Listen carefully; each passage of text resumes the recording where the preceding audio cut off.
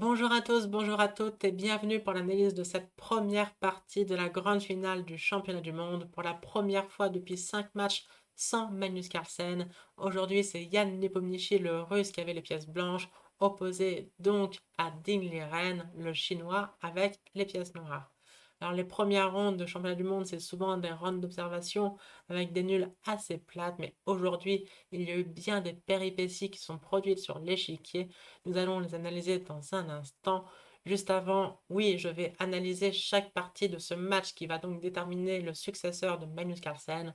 Donc si vous voulez rien louper et que vous n'êtes pas encore abonné à la chaîne, allez-y, abonnez-vous. Donc Nepo a les blancs, il ouvre comme dans son match perdu il y a 2 ans face à Magnus Carlsen par E4. Sans surprise, Ding Liren choisit le coup le plus solide, E5, en championnat du monde avec les pièces noires. Le but avant tout, c'est de ne pas perdre. Donc pas de sicilienne a priori, tant que le score est de 0-0 en tout cas. Cavalier H3, cavalier C6, fou B5, A6. Dans cette position, Nepo a joué fou A4. C'est son coup préféré. On peut prendre en C6, c'est la variante d'échange. Vous allez comprendre pourquoi je la mentionne dans un instant. Ici, on reprend du pion D pour ouvrir la colonne de la dame et la diagonale du fou. Dans cette position, prendre E5 est prématuré car les noirs regagnent leur pion tout de suite par dame D4, attaque le cavalier, attaque le pion, et les noirs auront l'avantage de la paire de fou dans une structure plus ou moins symétrique. À la place de cavalier prend E5, les blancs jouent en général petit roc, et ici les noirs doivent protéger leur pion E5, et le coup principal pour le faire, c'est F6. C'est toujours un peu bizarre de jouer le pion F, mais là, pas de souci, les noirs ont l'avantage de la paire de fou. Ils vont même souvent jouer avec grand roc plutôt qu'avec petit roc, donc pas trop de problème à avoir joué son pion F dans cette position, sinon de manière générale, évidemment, éviter. Donc, il y a eu x4 dans la partie, cavalier F6, c'est le grand coup, petit roc maintenant, fou E7, et dans cette position, maintenant, il a pris un C6. Donc, ça peut paraître très étrange d'avoir joué fou A4 d'abord pour finalement prendre un C6 quand même.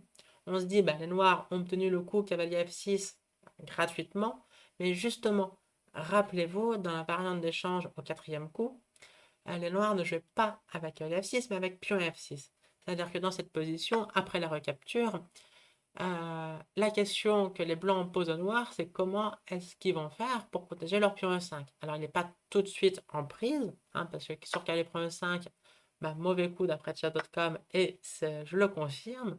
Les noirs regagnent leur pion par cavalier prend E4, et encore une fois, dans cette structure quasiment symétrique, les noirs ont l'avantage de la paire de fous.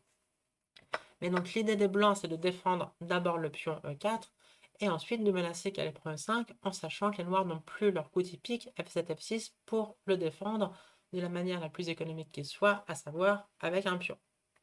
Donc en général, on fait D3.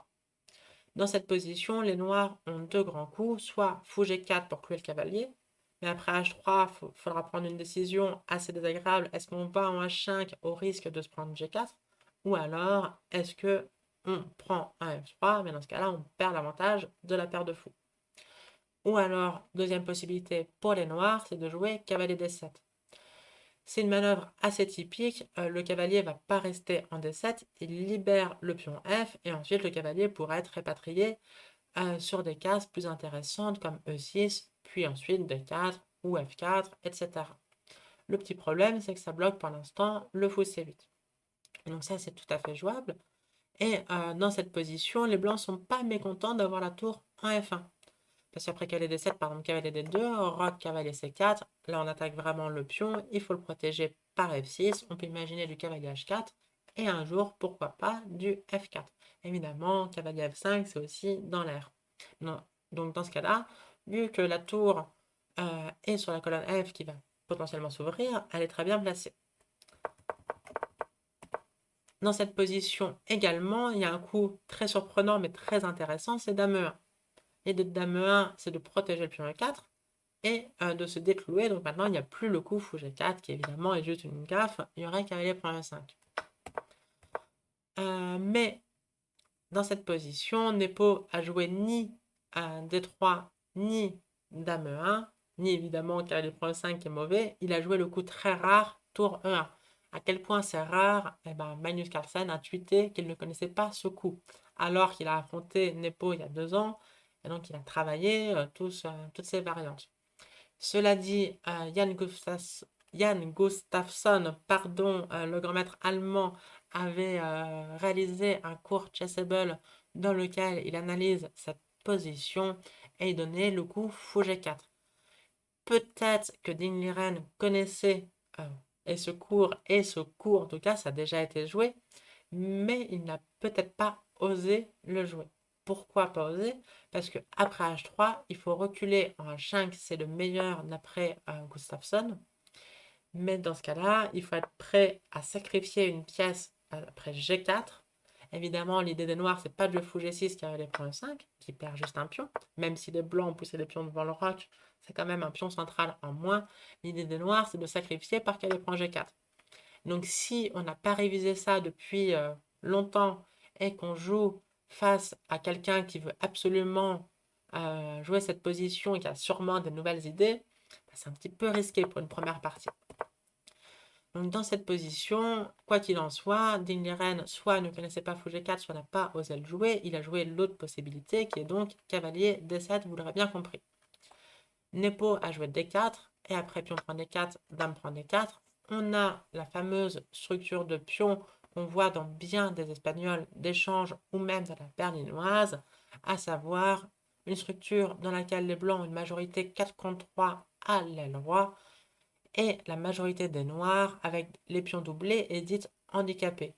Pourquoi? Parce que en théorie, les blancs n'auront pas de souci à se créer un pion passé plus tard. En gros, on va pousser les pions E et F et à la fin, on aura un pion passé.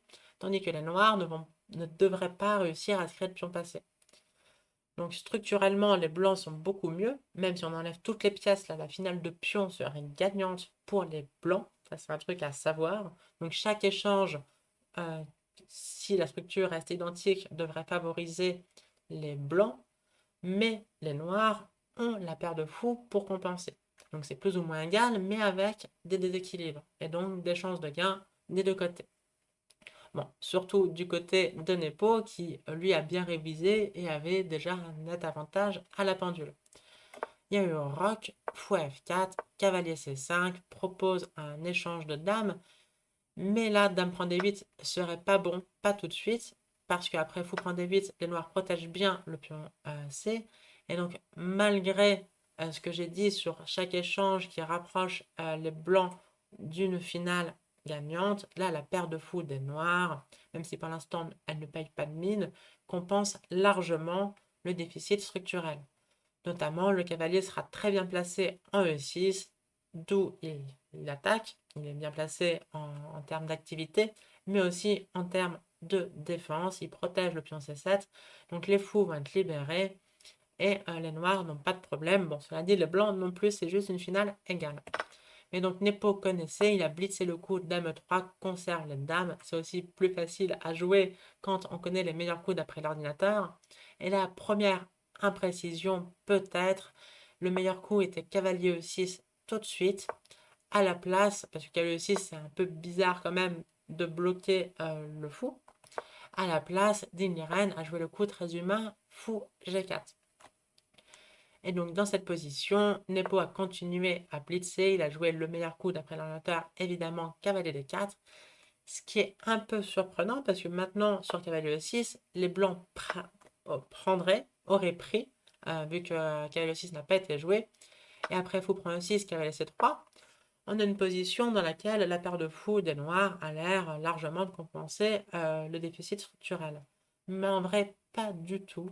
Les blancs vont poursuivre par tour AD1, par dame G3 avec une énorme pression sur ce pion C7, et cette position est bien avantageuse pour les blancs. Donc il n'y a pas eu cavalier E6, il y a eu à la place dame D7 pour jouer tour D8, faire passer les tours, donc une bonne centralisation de la part des noirs. Cavalier C3, tour à D8, et c'est là le premier moment ultra critique de la partie.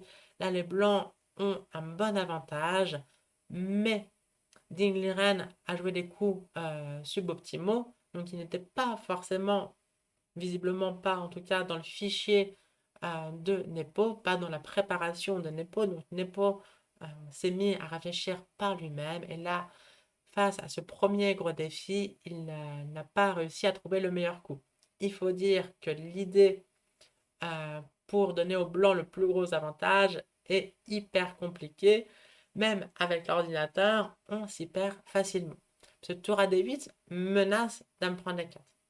Mais il faut comprendre que ce n'est pas une menace si réelle que ça. Ça paraît très fort d'un point D4, mais en vrai, pas tant que ça. Vous allez voir. Le meilleur coup, c'est de jouer H3. Ça aurait été de jouer H3. Parce que après dame prend D4, les blancs décochent le terrible cavalier D5, coupe la connexion entre la tour et la dame, donc menace dame prend D4, mais menace également cavalier prend E7, échec. Donc là, c'est un festival tactique, il y a plusieurs coups candidats, notamment dame prend E3, mais ça perd parce qu'après cavalier prend E7, échec, roi H8, on joue fou prend E3, attaque le cavalier C5, attaque le fou G4 et les blancs vont émerger avec une pièce nette de plus. À la place de dame prend E3 dans cette position qui est une carte dans une position déjà perdante, les noirs peuvent tenter tour prend D5, gagne une pièce, protège la dame en D4, les blancs jouent E prend D5 et après dame prend E3. Là, cette fois-ci, c'est plus fou prend E3. Le cavalier est protégé. C'est tour prend E3 qui attaque le fou E7 et le fou G4 est lui aussi toujours en prise. Donc les blancs vont terminer avec une qualité nette de plus. Position gagnante à nouveau. Après cavalier D5, les noirs pourraient tenter fou F6, protège la dame D4, s'enlève de la menace cavalier prend E7. Mais là, les blancs jouent cavalier prend F6. Et sur dame prend F6, on n'a évidemment pas envie de faire G prend F6. Là, on peut échanger les dames, récupérer le matériel et la structure est catastrophique. Fou prend C7 et une menace difficile apparaît. Il peut même y avoir des fous E3 également. Donc bref, ça c'est perdant stratégiquement. Mais donc, après dame prend F6 dans cette position, ça a l'air d'aller, sauf qu'il y a fou G5, nouvelle petite pointe tactique, et après dame G6, par exemple, fou prend D8, tour prend D8, H prend G4. À nouveau, les blancs ont une qualité de plus. Donc, dans cette position, après dame prend D4, cavalier D5 gagne. Donc, qu'est-ce qu'il fallait jouer à la place de dame prend D4? Fou H5 est très naturel. Le fou attaqué, je le bouge, mais c'est mauvais. Les blancs prennent un net avantage après cavalier F5. L'idée, ça sera de jouer G4, gagner un tempo sur le fou, prendre de l'espace à l'aile roi, stabiliser le cavalier F5 parfaitement placé. C'est un cavalier en F5 qui a fait gagner d'innombrables parties à Garry Kasparov.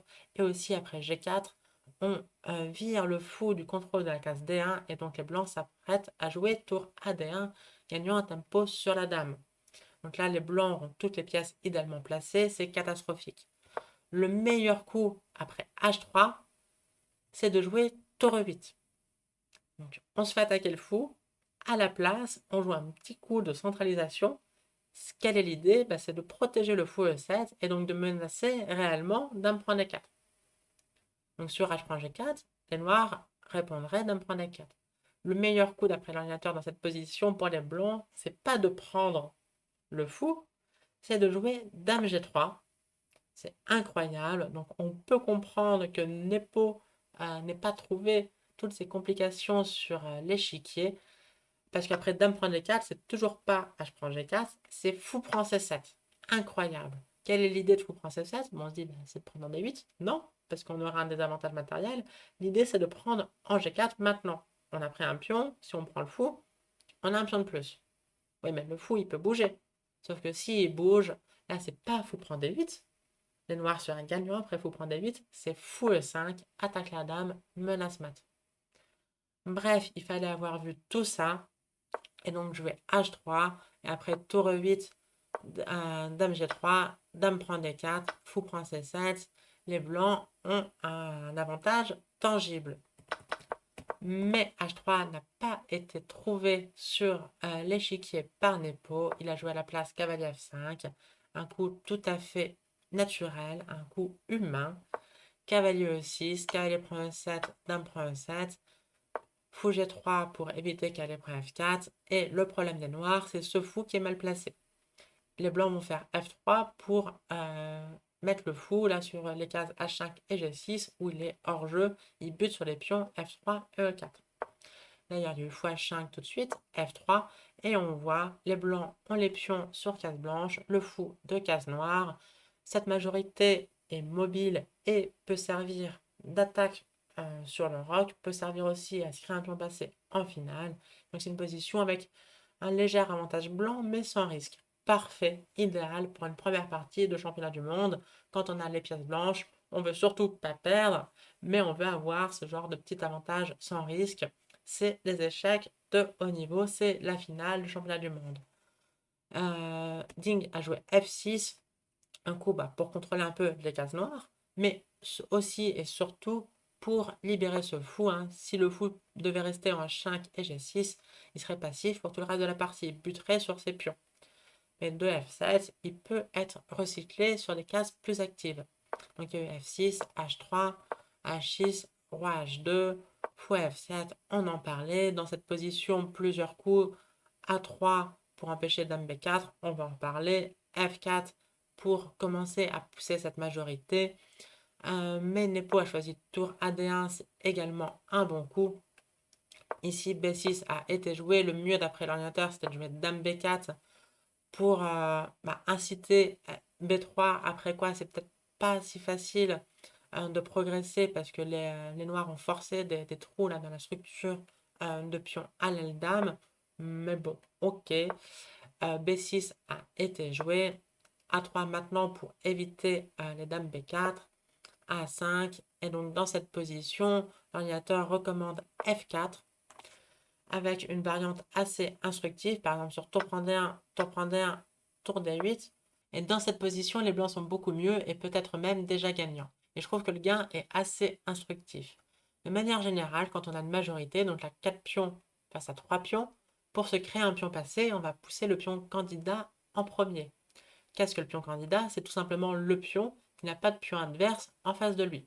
Concrètement, on devrait jouer E5. Si les noirs ne font rien, un jour on va jouer E6, le pion sera passé. Si ils prennent, on reprend, on a un pion passé. Et s'ils poussent, on a un pion passé protégé même. Donc a priori, c'est E5 qu'on doit faire.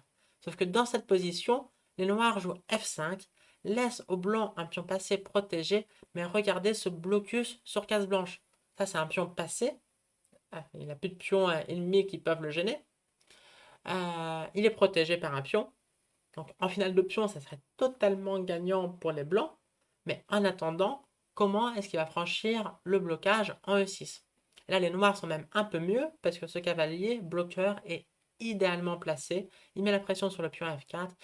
Il n'y aura plus jamais de E5, E6. C'est une position parfaite de blocage pour les noirs.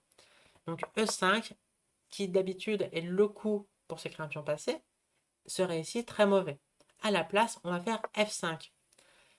Structurellement, pour l'instant, jouer F5, c'est très mauvais parce qu'on se crée un pion arriéré sur la colonne ouverte en E4 et donc la case 5 devant ce pion arriéré est forte.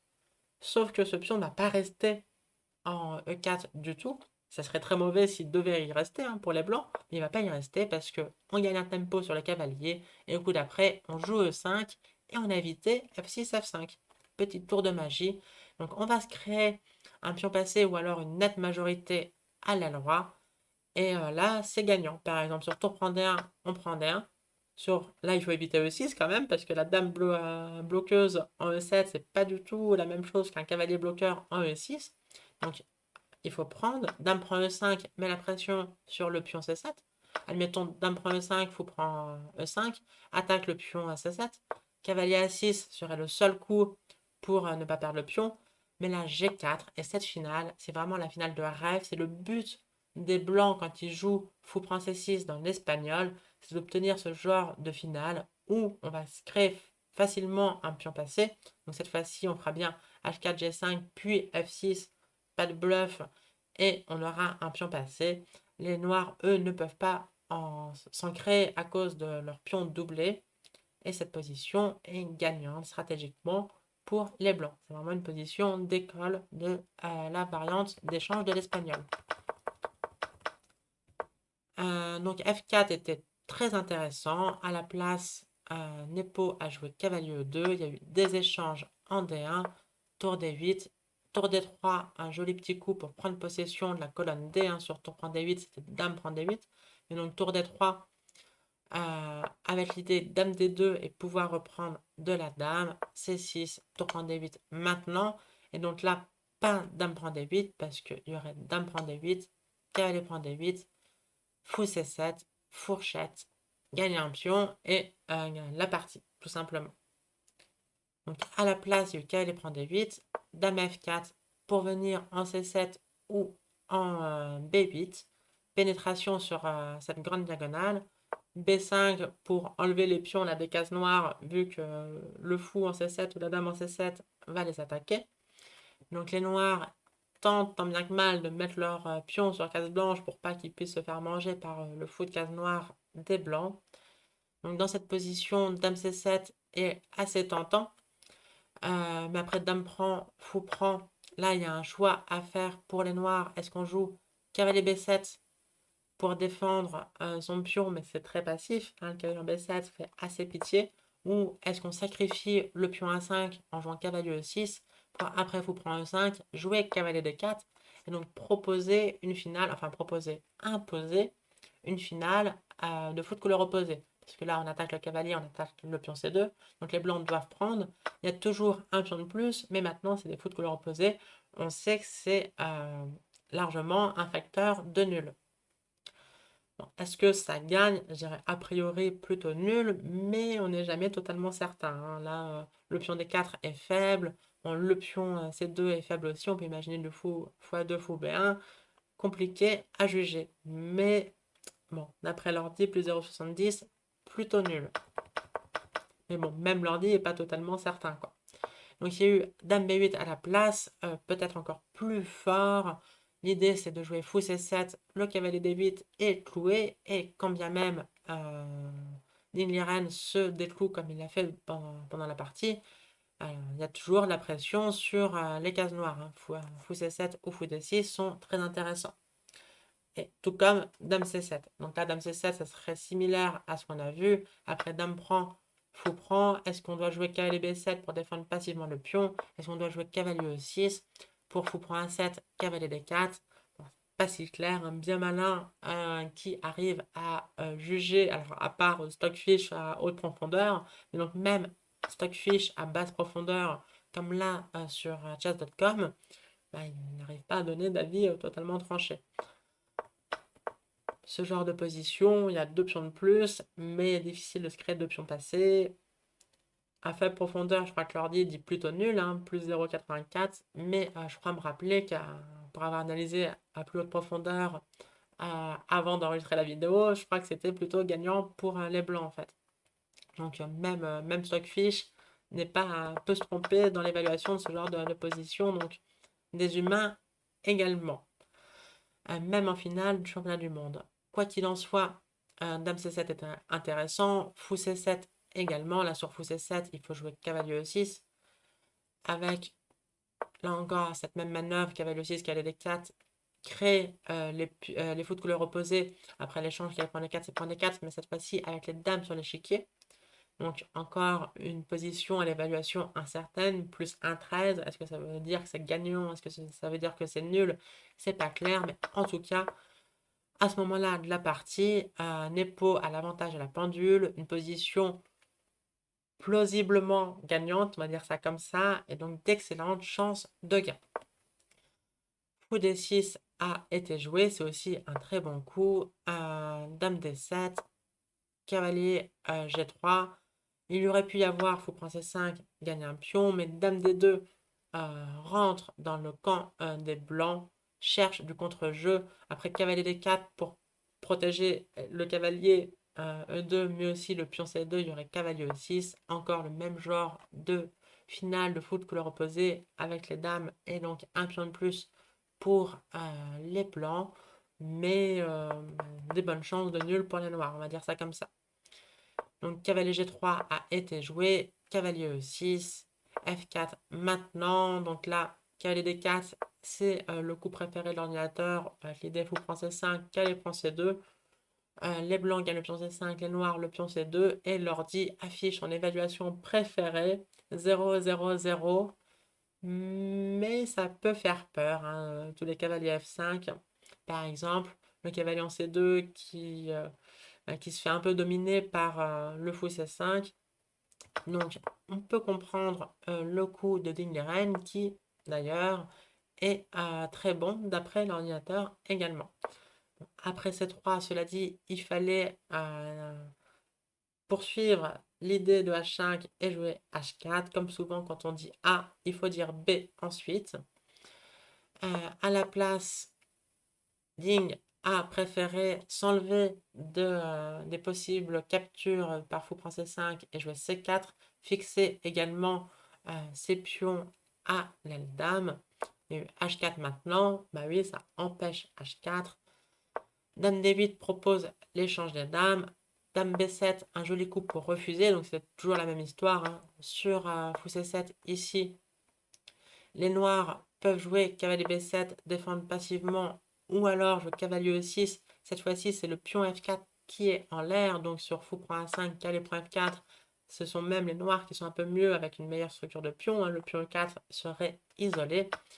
Et donc, fou D6, c'est le meilleur coup. Et d'après l'ordi, il y a un petit avantage aux blancs, malgré l'égalité matérielle et malgré la présence des fous de couleur opposées. Mais donc, dame B7, un très bon coup. Non, c'est pas une gaffe. Dame prend D6 se voit contré par dame prend F7. Les blancs récupèrent la pièce et sont même gagnants parce que on ne peut pas parer les problèmes sur H5 ou alors sur F5. Sur dame prend F4, c'est dame prend E6 et sur cavalier prend F4, c'est cavalier F5, attaque la dame, donc il n'y a pas de découvert sur échec et menace mat. C'est fini. Donc, après dame B7, il y a eu fou E8, excellent coup. Cavalier F5 maintenant. Dame D7, chantage à l'échange des dames. Nepo refuse. Mais Ding insiste. Et donc là, Nepo est obligé, pour ne pas répéter les coups, d'échanger les dames. Cavalier prend D8. Mais là, on se dirige vers le 40e coup. On est au 38e. Et les joueurs comprennent que les blancs ont laissé passer le gros de leur avantage, si ce n'est la totalité de leur avantage. E5 dans cette position. Donc on en parlait, cette pousse E5 pour se créer un pion passé, sauf que ben, là, le blocage sur case blanche va arriver.